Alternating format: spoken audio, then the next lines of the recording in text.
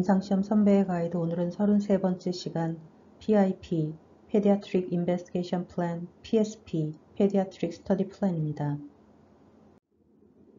임상시험 선배의 가이드 30번째 시간 소아대상 임상 가이드라인에서 국내에서 소아대상 임상을 시행할 때 필요한 내용을 살펴보았습니다.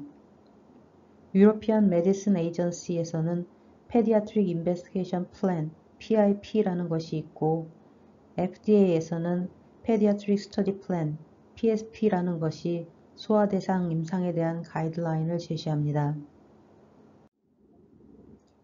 EMA의 Pediatric Investigation Plan, PIP를 먼저 살펴보겠습니다. 2006년 12월 12일에 적용이 시작되어 Committee for Pediatric Medicine, PDCO, Pediatric Investigation Plan에 관한 세부 사항, 절차, 인센티브 등에 관하여 규정이 정립되었습니다. 또 하나의 중요한 EC 가이드라인은 신청 서류의 포맷과 컨텐트, Pediatric Investigation Plan의 변경, 웨이버 또는 디퍼럴의 요청, 컴플라이언스 책에 관한 사항, 주요 연구를 평가하는 크라이테리아 등에 관한 내용입니다. Pediatric Investigation Plan의 목적은 소아에게 사용되는 의약품의 하이 퀄리티, 에티컬 리서치를 증진시키고 소아를 위한 허가약물의 가용성을 증가시키며 의약품에 대한 정보를 증가시킴으로써 소아 건강을 증진시키는 것입니다. 이러한 목적을 소아에 대한 불필요한 임상을 시행하지 않고 성인에게 사용할 의약품 허가를 지연시키지 않으면서 목적을 달성하고자 하는 것입니다. Pediatric Investigation Plan은 소아에게 사용되는 의약품 허가를 위해 소아에 대해 수행된 임상시험으로부터 필요한 자료를 획득할 수 있도록 보증하는 개발 계획입니다. PIP는 시판 허가를 받기 위해 Quality, Safety, Efficacy를 증명하고 타이밍과 제한된 임상연구의 세부 사항을 포함합니다. 모든 신약의 허가 신청 자료에는 유예되거나 면제되지 않는 한 동의된 Pediatric Investigation Plan에 기술된 대로 시행된 임상시험의 결과를 포함하여야 합니다. 마케팅 오소리제이션 홀더가 새로운 적응증, 약물 제형이나 복용 경로를 추가할 때에도 이 요건은 적용됩니다. 제약회사는 EMA의 Pediatric Committee, PDCO에 Pediatric Investigation Plan 제안서를 제출해야 하며 Pediatric Committee가 동의하거나 거절할 책임이 있습니다. 시판 허가를 받기 전에 컴플라이언스 책이 되어야 하며 회사의 요구에 따라 모디피케이션은 가능합니다. 웨이버와 디퍼럴에 대해서 알아볼 것인데 먼저 웨이버에 대해서 알아보겠습니다. 웨이버는 말 그대로 하나 또는 그 이상의 소아의 소그룹에 대하여 임상시험 결과를 생산하는 것을 면제받는 것입니다. 웨이버는 소아에 대한 임상시험을 금지하는 것은 아닙니다. 의뢰자가 필요하다고 생각하고 의지가 있다면 웨이버를 받더라도 소아에 대한 임상시험을 수행할 수 있습니다. 다만 Pediatric Investigation Plan을 준수하여 모든 소아 임상시험을 완료하였을 때 리워드가 부여될 수 있습니다. 웨이버는 프로덕트 스페시픽하게 주어질 수도 있고 클래스 웨이버로 주어질 수도 있습니다.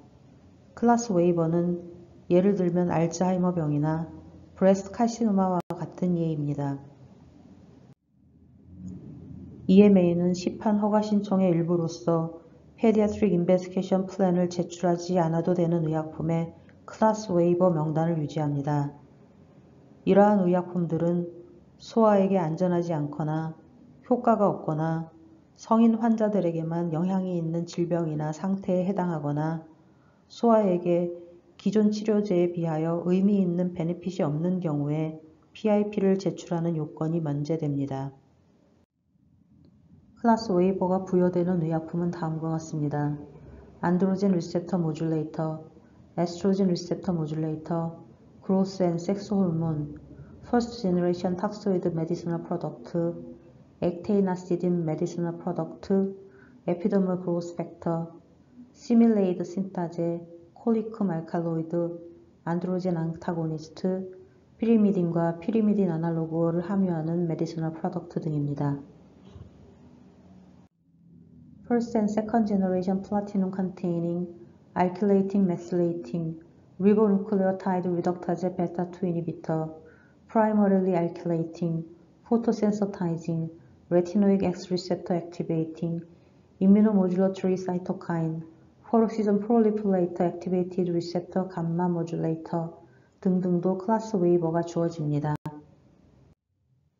클래스 웨이버가 부여되는 의료적 컨디션은 Age-related macular degeneration, diabetic macular edema, climactic symptom, Alzheimer disease, erectile dysfunction, chronic obstructive pulmonary disease, vulvar intraepithelial neoplasia 등입니다. 이전의 두 장의 슬라이드에서도 컨디션을 확인하실 수 있습니다. 디퍼럴은 지연된 연구의 결과가 다음 레귤러토리 서브미션에 제공되지 않아도 된다는 것을 의미합니다. 디퍼럴은 PIP 신청을 늦게 해도 된다는 것을 의미하는 것이 아니고 PIP에 대한 동의된 조치가 성인에 대한 개발에 관련하여 늦게 시작하거나 완료될 수 있다는 것입니다. PDCO는 어떤 의약품에 대해서는 PIP 연기를 승인할 수 있습니다. PIP를 연기하면 성인에 대해서 효과와 완전성에 대해 충분한 정보를 확인한 후에 소아에 대한 개발을 할 수 있도록 지연시켜 줍니다. 소아에 대한 임상시험이 지연되더라도 PIP에는 소아 대상 연구와 타임라인에 대한 세부 내용이 포함되어야 합니다. 에이전시는 PIP에 대한 의견과 결정, 디퍼럴과 웨이버를 시판 관련 기밀 자료를 삭제한 후에 공개합니다. PIP가 제출되어야 하는 경우는 뉴 마케팅 오소리제이션이나 비승인을 받은 품목이 뉴 인디케이션, 새로운 투여 경로, 새로운 포뮬레이션을 사용하는 경우, 스트렝스가 추가되는 경우를 제외하고는 PIP가 제출되어야 합니다. PIP가 면제되는 경우는 오프 페이턴트 프로덕트나 다음과 같은 뉴 메디시널 프로덕트 그룹입니다. 허버 메디슨, 호메오퍼시 프로덕트, 제네릭 프로덕트, 하이브리드 프로덕트, 바이오시밀러 프로덕트 등이고 클래스 웨이버는 PIP가 면제됩니다. 페디아트릭 인베스티게이션 플랜이 제출되어야 하는 시기는 마케팅 오소리제이션을 신청하기 훨씬 전인 페이즈 1이 끝나고 페이즈 2가 시작되기 이전에 제출되어야 합니다. PIP를 동의하는 데는 평균 8에서 12개월이 소요됩니다. PIP는 필요한 경우 어멘드가 될 수 있으며 시판하기 전에 컴플라이언스 체크를 하게 됩니다. 컴플라이언스 체크는 PIP에 동의된 일부 또는 모든 연구 조치가 PIP 결정에 따라 수행되었는지를 점검하는 것입니다. 컴플라이언스 체크는 시판 승인 전이나 시판 승인 변경 전에 필요합니다. 컴플라이언스 체크는 모든 조치에 관한 전체 내용 확인일 수도 있고 레귤러토리 서브미션 당시에 지연시키지 않은 조치에 대한 것에 대해 부분적으로 진행할 수도 있습니다. 컴플라이언스 체크는 레귤러토리 애플리케이션 2개월 전에 신청되어야 합니다. 신청자는 PDCO에게 레귤러토리 애플리케이션 이전에 컴플라이언스를 확인하도록 요청할 수 있습니다. 또는 컴플라이언스 체크가 마케팅 오소리제이션 애플리케이션 밸리데이션 절차의 일부로서나 기타 절차로 확인될 수 있습니다. 다음은 페디아트릭 인베스티게이션 플랜에 대한 인센티브를 설명드리겠습니다. 다음과 같이 완료된 페디아트릭 인베스티게이션 플랜의 경우 리워드 인센티브가 주어집니다. 동의된 페디아트릭 인베스티게이션 플랜에 따라 디벨롭먼트 되었을 때 연구의 결과가 포지티브한지 또는 네거티브한지 명확하게 SMPC, Summary of Patient Characteristic, Patient Leaflet에 반영되었을 때, 프로덕트가 모든 멤버 스테이트에서 허가되었을 때, 이때 푸마 Pediatric Use Marketing Authorization은 제외됩니다. 이것이 충족되는 경우 리워드가 주어집니다. Non-orphan 프로덕트의 경우에는 6개월의 특허 연장이 주어지고 Orphan Medicinal 프로덕트의 경우에는 2년의 마켓 익스클루시비티가 주어집니다. 푸마 Pediatric Use Marketing Authorization의 경우 8년 더하기 2년의 데이터 마켓 프로텍션이 주어집니다. 프로덕트 스페시픽하거나 클래스 웨이버인 경우에는 이 리워드를 트리거하지 않습니다.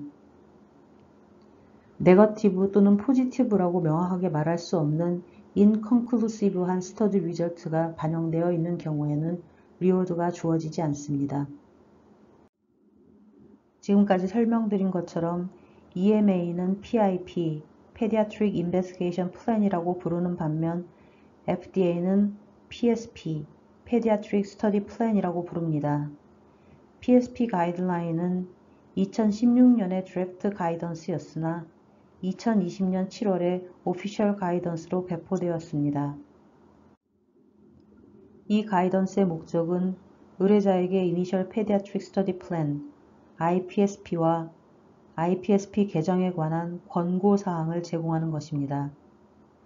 이 가이던스는 다음의 사항에 대해서 설명합니다. IPSP가 필요한 신청, IPSP 신청 시기, IPSP 내용, 동의된 IPSP의 개정 요청의 내용과 시기, IPSP 제출 시에 사용하기를 권장하는 템플레이트. 이 가이던스는 Pediatric Research Equity Act, PREA나 Best Pharmaceuticals for Children Act, BPCA 규정 하에서 소아 사용을 위한 의약품 개발에 대한 전반적 요건을 논의하지 않습니다. 다음은 FDA Pediatric Study Plan의 백그라운드입니다. 1994년 FDA는 파이널 룰을 발표하여 시판 중인 의약품의 제조업자가 현존하는 자료를 조사하여 그 자료가 드럭 라벨의 소아에 대한 사용 정보를 추가하기에 충분한 자료인지 결정하도록 하였습니다. 이 시도는 성공적이지 못하였습니다. 현존하는 자료가 소아에 대한 사용 정보를 추가하기에 충분하지 않은 경우 의약품 제조업자가 연구를 수행하여야 한다는 요건이 없었기 때문입니다. 1997년 FDA는 모더니제이션 액트를 법제화하였고 여기에는 소아 대상 임상을 수행하는 경우 독점권이나 특허 보호 등의 인센티브가 포함되었습니다. 1998년 12월 2일 FDA는 페디아트릭 룰로 알려진 규제를 발표하였습니다. 이 룰은 어떤 신약이나 시판 의약품의 제조업자가 적응증의 소아 사용을 추가하고자 한다면 충분한 자료와 정보를 제공할 수 있는 연구를 수행하도록 소아 사용 정보에 대한 부족을 부분적으로 언급하고 있습니다. 이 페디아트릭 룰은 또한 FDA가 소아 대상 임상이 필요할지 승인 후까지 제출이 지연될지에 대한 최선의 결정을 제공하겠다고 언급하고 있습니다. FDA 결정 사항은 생명을 위협하는 질환에 대한 의약품의 경우 End of Phase 1 미팅 시에, 그 외에는 End of Phase 2 미팅 시에 부여됩니다. 페디아트릭 룰은 또한 의뢰자가 임상시험 계획서 완성 시기, 대상자 등록, 완료, 자료 분석 또는 대안으로서 면제나 지연 요청을 지지하는 정보 등을 포함하여 배경 정보를 End of Phase 2 미팅 1개월 전에는 제출하도록 기술하고 있습니다.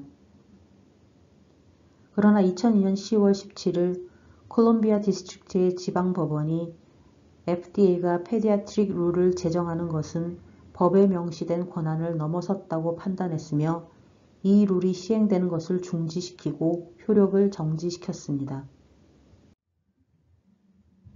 2003년 12월 3일 의회는 프레아 법안을 통과시키는데 페디아트릭 룰에서 기술되었던 많은 조항들이 프레아에 채택되었습니다.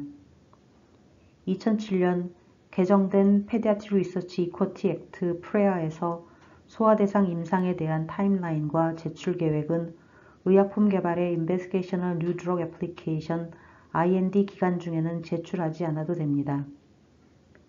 2012년 7월 9일 FDA SIA Food and Drug Administration Safety and Innovation Act가 제정되었고 프레아는 의뢰자에게 초기 개발 과정 중에 IPSP를 제출하도록 요구하는 조항이 포함되었습니다. IPSP의 의도는 필요한 소아 대상 임상을 조기에 확인하고 이러한 연구에 대한 준비를 시작하도록 하는 것입니다. 새로운 액티브 인그리디언트, 새로운 적응증, 새로운 제형, 새로운 도징 레지멘, 새로운 투여 경로 등에 대하여 시판 허가 또는 신청에 대한 추가 자료 제출을 계획하고 있는 의뢰자는 올펀 데지그네이션이 지정되지 않는 한 IPSP를 제출하여야 합니다. 2020년 8월 18일이나 그 이후로 소아암의 성장이나 진행과 상당히 관련된 뉴 액티브 인그리디언트에 대한 신청을 계획하고 있는 의뢰자는 올펀 데지그네이션 지정 여부에 상관없이 IPSP를 제출하여야 합니다. 법률에 따라 레퍼런스 프로덕트와 인터체인지어블한 것으로 규정되지 않는 바이오시밀러 프로덕트는 프레아에서는 뉴 액티브 인그리디언트로 간주됩니다. FDA가 이전에 같은 의약품에 대해서 면제나 지연을 부여하였는지에 상관없이 프레아에 해당하는 새로운 신청이나 보충 자료에 대해서 의뢰자는 IPSP를 제출하여야 합니다. 추가로 소아 집단에 대해서 특정하여 사용하기 위해 개발되는 의약품에 대해서 의뢰자는 IPSP를 제출하여야 합니다. 프레아에 따라 요구된다면 의뢰자는 요청되는 평가나 조사를 제출하기 전 또는 엔드 오브 페이스 2 미팅 날짜 후 60 캘린더 데이 이내나 또는 의뢰자가 FDA와 동의된 날짜 이내에 IPSP를 제출하여야 합니다. 엔드 오브 페이스 2 미팅이 없다면 의뢰자는 IPSP를 되도록 빨리 제출하되 예정된 페이스 3나 컴바인드 페이스 2, 페이스 3 스터디를 시작하기 전에 제출하여야 합니다. 페이즈 3나 컴바인드 페이스 2, 페이스 3 스터디 시행 계획이 없거나 시행되지만 IND 하에서 수행되지 않을 때는 시판 허가 또는 보충 자료를 제출하기 전 210 캘린더 데이 전에 IPSP를 제출하여야 합니다. 의뢰자가 액티브 IND를 가지고 있지 않지만 페이즈 3 스터디로 IND를 오픈하고자 한다면 IPSP를 프리-IND로 제출하여야 합니다. 이 경우 FDA는 IPSP를 제출하기 전에 프리-IND 미팅을 계획할 것을 권장하며 페이즈 3나 컴바인드 페이즈 2, 페이즈 3 스터디를 시작하기 전에 제출하여야 합니다. 의뢰자가 IPSP를 제출한 후 FDA는 FDA 내부 페디아트릭 리뷰 커미티와 컨설테이션을 포함하여 90일간 IPSP를 검토하고 IPSP에 관한 리튼 리스폰스를 제공하거나 IPSP를 논의하기 위해 의뢰자와 만납니다. 두 번째 90일 동안에는 의뢰자가 FDA 커멘트를 검토하고 IPSP를 논의하기 위해 필요한 협상을 개시할 수 있습니다. 이 90일이 끝날 때에 의뢰자는 동의된 IPSP를 제출해야만 합니다. 만약 FDA가 동의하지 않는 경우 IPSP는 Non-Agreed IPSP로 간주됩니다. IPSP 총 검토 기간은 210일을 넘기지 않아야 하고 FDA가 IPSP에 동의한 것을 확인하기 전까지 시판 허가나 보충 자료를 제출해서는 안 됩니다. 필요한 정보가 누락된 경우 FDA는 Materially Incomplete로 간주하여 검토를 진행하지 않습니다.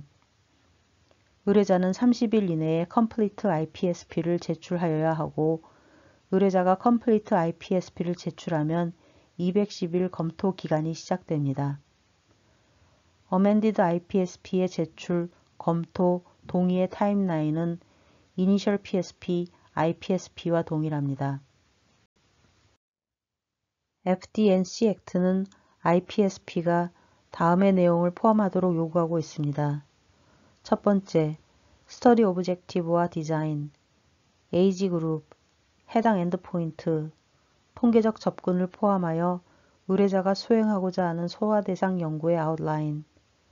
두 번째, 증빙 정보와 함께 지연, 부분 면제 또는 면제 요청.